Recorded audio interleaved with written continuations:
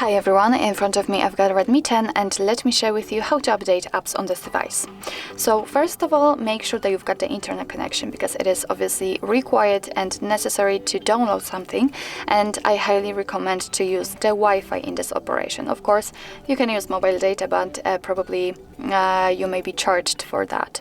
So make sure that about the internet connection, and then let's enter the Play Store. And if you're signed up, of course, you will be able, and you have to tap on the circle, which is simply your account. So let's tap on it and tap on My Apps and Games.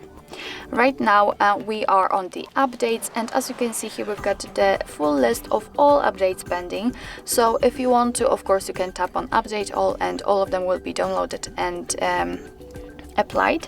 But if you don't want to, if you want to update only one of it or two of them, nothing easier, just find it in the list. So let me pick the Gmail, for example, and tap on Update right next to it.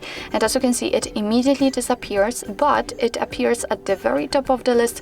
And right now it will be downloaded, and after that it will be successfully installed and automatically updated. So you actually do not need to do anything more. So actually this is it. This is how to update apps in your Redmi 10.